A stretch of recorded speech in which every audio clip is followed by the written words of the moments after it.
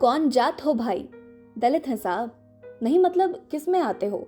आपकी गाली में आते हैं, गंदी नाली में आते हैं और अलग की हुई थाली में आते हैं साहब। मुझे लगा हिंदू में आते हो। आता हूं ना साहब, पर आपके चुनाव में।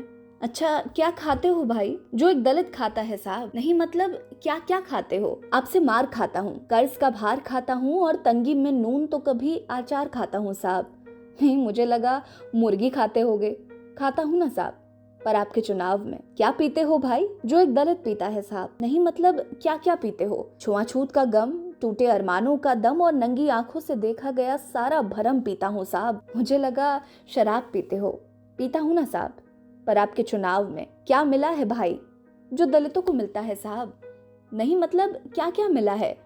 जिल्लत भरी जिंदगी, आपकी छोड़ी हुई गंदगी और 30 पर भी आप जैसे परजीवियों की बंदगी साहब। मुझे लगा वादे मिले हैं, मिलते हैं ना साहब, पर आपके चुनाव में। क्या किया है भाई जो दलित करता है साहब? नहीं मतलब क्या क्या किया है? 100 दिन तालाब में काम किया, पसीने से तर सुबह को शाम किया और आते जाते ठाकुरों को सलाम किया है साहब। मुझे लगा कोई बड़ा काम किया होगा। किया है ना साहब, आपके चुनाव का प्रचार। 1994 में उत्तर प्रदेश के भदोई में जन्मे बच्चा लाल उन्मेष को वहां का बच्चा बच्चा जानता है।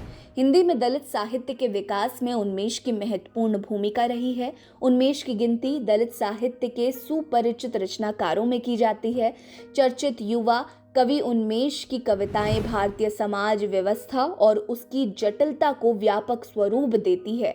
उनके द्वारा रचित कई कविताएं हमारे समाज में दलितों की वास्तविकता को दर्शाती है। उन्मेष के दलित साहित्य में कौन जात हो भाई, छिछले प्रश्न, गहरे उत्तर और बहार के पतझड़ शीर्षक से 3 कविता संग्रह प्रकाशित हैं। इन कविताओं में निहित प्रश्नों को खारिज करना आसान नहीं है क्योंकि इनमें गहन अनुभव मौजूद है। इनकी सबसे शानदार रचनाओं में से एक है कौन जात हो भाई। इस कविता में उन्मेष ने समाज की उस भयावह सच्चाई को सामने लाने का प्रयास किया जिसके बारे में लोग बात तक नहीं करना चाहते। समाज में दलितों की ऐसी स्थिति को दर्शाया गया है जिन्हें सुन के हमारे रोंगटे खड़े हो जाते हैं, जो हमारे समाज की सच्चाई से रूबरू कराती है।